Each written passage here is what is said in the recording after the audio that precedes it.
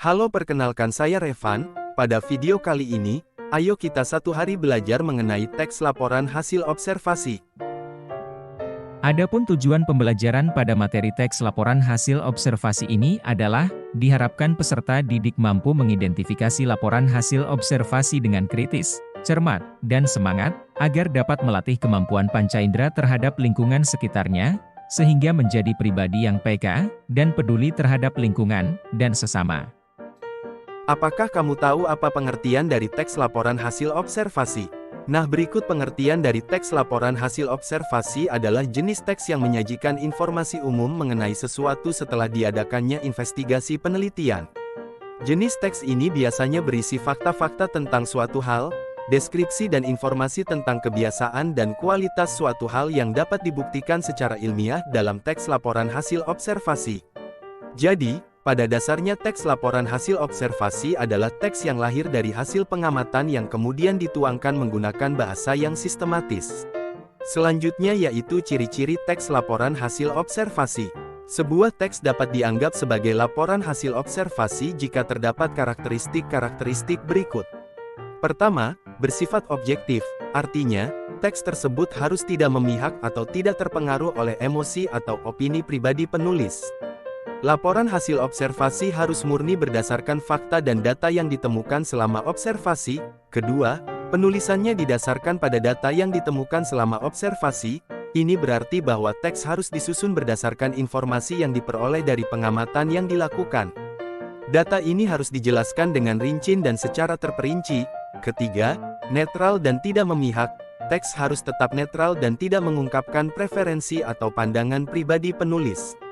Ini adalah prinsip dasar dalam penyusunan laporan hasil observasi agar tetap objektif. Keempat, tidak mengandung spekulasi atau pendapat yang tidak relevan dengan topik. Teks harus fokus pada topik yang diamati. Tidak boleh ada spekulasi atau pendapat pribadi yang tidak relevan dengan hasil observasi yang sebenarnya. Berlaku secara universal dan bersifat global, ini berarti bahwa hasil observasi yang disajikan dalam teks harus memiliki relevansi yang lebih luas atau umum, bukan hanya berlaku dalam satu konteks atau situasi tertentu. Kelima, penulisan lengkap untuk menghindari distorsi dalam penyampaian hasil. Teks harus mencakup semua informasi yang ditemukan selama observasi. Ini untuk memastikan bahwa pembaca mendapatkan gambaran yang lengkap dan akurat tentang apa yang diamati. Keenam, penulisan lengkap untuk menghindari distorsi dalam penyampaian hasil. Teks harus mencakup semua informasi yang ditemukan selama observasi. Ini untuk memastikan bahwa pembaca mendapatkan gambaran yang lengkap dan akurat tentang apa yang diamati. Ketujuh, penyajian teks disajikan dengan cara yang menarik menggunakan bahasa yang baku dan berbobot. Teks harus ditulis dengan gaya yang menarik agar dapat mempertahankan minat pembaca. Selain itu, bahasa yang digunakan harus baku dan memiliki bobot sehingga isi teks terdengar serius dan kredibel. Nah, dengan memenuhi semua karakteristik ini, sebuah teks dapat dianggap sebagai laporan hasil observasi yang dapat diandalkan dan berguna bagi pembaca yang ingin memahami hasil observasi secara objektif. Selanjutnya adalah struktur teks laporan hasil observasi. Dalam suatu teks laporan hasil observasi, terdapat struktur yang harus diikuti agar teks menjadi lebih menarik dan mudah dipahami oleh pembaca. Pertama, definisi umum. Definisi umum adalah bagian pertama dalam teks hasil observasi. Pada bagian ini, terdapat pengertian dan gambaran umum tentang topik yang akan dibahas. Kedua, pengertian detail. Pengertian detail adalah bagian teks yang memberikan penjelasan yang jelas dan rinci tentang setiap ide pokok dalam paragraf. Ketiga, manfaat. Penjelasan manfaat adalah bagian teks yang mengungkapkan pentingnya penyajian teks tersebut dan manfaat yang dapat diperoleh dari informasi yang disampaikan. Keempat, kesimpulan. Penutup berisi rangkuman singkat dari semua informasi yang telah dipresentasikan dalam teks observasi. Selanjutnya kita akan mempelajari tentang langkah-langkah menyusun teks laporan hasil observasi.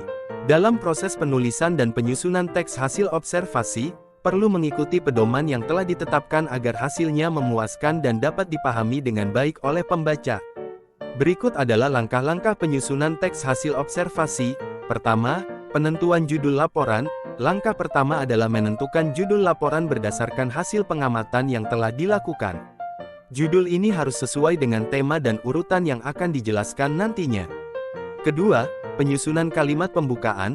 Selanjutnya, perlu membuat dan memaparkan kalimat pembukaan yang memberikan gambaran umum tentang hasil observasi yang akan dibahas. Ketiga, penyusunan isi laporan. Isi laporan harus disusun dengan menggambarkan gagasan atau ide pokok yang ditemukan selama pengamatan. Keempat, pengungkapan manfaat. Diperlukan penjelasan mengenai manfaat dari hasil observasi yang telah dilakukan. Ini membantu pembaca untuk memahami pentingnya informasi yang disajikan. Kelima, penyusunan kalimat penutup. Terakhir, tuliskan kalimat penutup yang merangkum pokok-pokok informasi yang telah disampaikan dalam laporan. Nah, sebelum kita memasuki materi selanjutnya, mari kita simak teks laporan hasil observasi yang berjudul Hutan Bakau. Hutan bakau. Indonesia menjadi negara dengan hutan bakau paling luas di dunia. Menurut data Kementerian Negara Lingkungan Hidup, luas hutan bakau Indonesia mencapai 4,3 juta hektar. Hutan bakau disebut juga dengan hutan mangrove. Hutan bakau merupakan bagian dari ekosistem pantai. Hutan bakau adalah hutan yang tumbuh di atas rawa-rawa berair payau dan terletak di garis pantai. Hutan bakau merupakan hutan yang tumbuh di wilayah pasang dan surut. Hutan bakau ini termasuk lingkup ekosistem pantai sebab terletak di kawasan perbatasan laut dan darat. Hutan bakau terletak di wilayah pantai dan muara sungai. Tepatnya, hutan bakau terletak di garis pantai. Dengan posisi hutan bakau yang berada di garis pantai, hutan ini dipengaruhi oleh keadaan air laut. Pasang surut laut mengubah kondisi hutan bakau. Hutan akan tergenang air di masa pasang dan akan bebas dari genangan air pada saat air surut. Habitat hutan bakau memiliki wilayah tanah yang tergenang secara berkala. Tempat tersebut juga mendapat aliran air tawar yang cukup dari daratan. Hutan bakau memiliki ciri yang khas. Hutan ini terlindung dari gelombang besar. Selain itu, hutan bakau juga terlindung dari arus pasang surut laut yang kuat. Hutan bakau yang terletak di perbatasan laut dan muara sungai memiliki kadar garam payau. Di samping itu, ciri khas lain hutan bakau adalah berawa-rawa. Hutan bakau memiliki beberapa fungsi dan manfaat. Secara fisik hutan bakau dapat menahan abrasi pantai.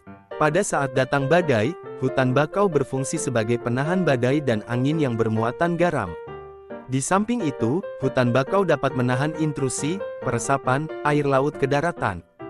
Hutan bakau juga menurunkan kandungan karbon dioksida, CO2, di udara dan penambat bahan-bahan pencemar, racun, di perairan pantai. Manfaat hutan bakau juga dapat dilihat dari segi biologi. Hutan bakau menjadi tempat hidup biota laut. Selain itu, masyarakat sekitar memanfaatkan hutan bakau sebagai sumber mata pencaharian. Hutan bakau juga menyediakan beberapa unsur penting bahan obat-obatan. Hutan bakau memiliki ciri khas. Hutan bakau memiliki manfaat untuk melindungi lingkungan laut, manfaat ekonomi, dan menyediakan sumber makanan atau obat-obatan. Pembahasan selanjutnya adalah kaidah kebahasaan teks laporan hasil observasi. Kaidah kebahasaan adalah pedoman yang menjadi unsur pembangun dalam suatu teks laporan hasil observasi. Berikut beberapa kaidah kebahasaan tersebut. Pertama, kata atau frasa verba. Kata atau frasa verba, yang juga dikenal sebagai kata kerja, adalah jenis kata dalam bahasa yang digunakan untuk menggambarkan tindakan, proses, atau keadaan yang dilakukan atau dialami oleh subjek dalam kalimat. Kata kerja berperan penting dalam membentuk struktur kalimat dan mengkomunikasikan informasi tentang apa yang terjadi dalam konteks kalimat tersebut.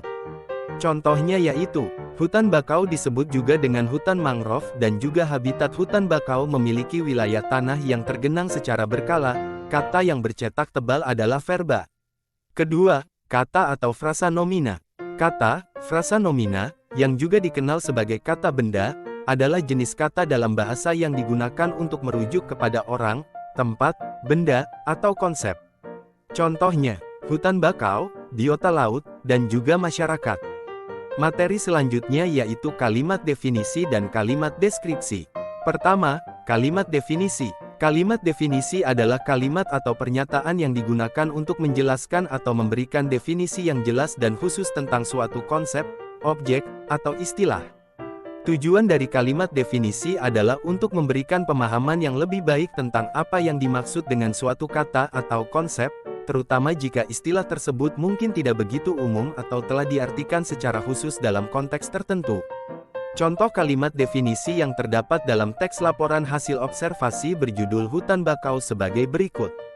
Hutan bakau adalah hutan yang tumbuh di atas rawa-rawa berair payau dan terletak di garis pantai. Hutan bakau ini termasuk lingkup ekosistem pantai sebab terletak di kawasan perbatasan laut dan darat. Hutan bakau terletak di wilayah pantai dan muara sungai. Kedua, kalimat deskripsi. Kalimat deskripsi adalah kalimat atau rangkaian kalimat yang digunakan untuk memberikan deskripsi rinci dan informasi tentang objek atau fenomena yang diamati.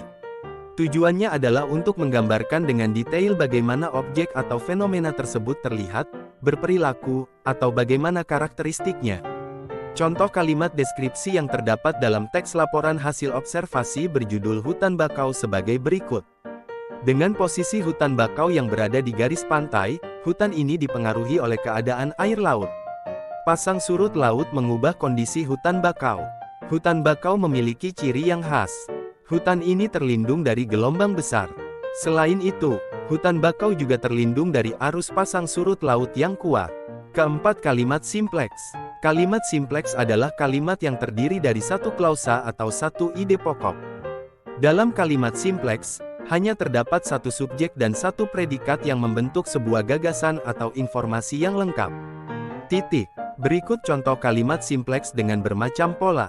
Indonesia sebagai subjek. Sebagai predikat. Negara dengan hutan bakau paling luas di dunia sebagai objek. Contoh kedua. Pasang surut laut sebagai subjek. Mengubah sebagai predikat. Kondisi hutan bakau sebagai objek. Kelima, kalimat kompleks. Kalimat kompleks atau kalimat majemuk adalah kalimat yang memiliki dua atau lebih klausa. Kalimat kompleks dibagi menjadi dua macam, yaitu kalimat kompleks atau majemuk setara dan kalimat kompleks atau majemuk bertingkat. Kalimat majemuk setara memiliki dua klausa yang setara dalam suatu kalimat, sedangkan kalimat majemuk bertingkat memiliki klausa ganda yang tidak sama atau berada di bawah fungsi utama suatu kalimat. Berikut contoh kalimat kompleks dengan bermacam pola. Titik. Menurut data Kementerian Negara Lingkungan Hidup sebagai pelengkap, luas hutan bakau Indonesia sebagai subjek, mencapai sebagai predikat, 4,3 juta hektar sebagai objek. Contoh yang kedua, pasang surut laut sebagai subjek, mengubah sebagai predikat, kondisi hutan bakau sebagai objek. Sekian materi tentang teks laporan hasil observasi ini, semoga bermanfaat dan dapat dipahami dengan baik. Terima kasih. Sampai jumpa di materi selanjutnya.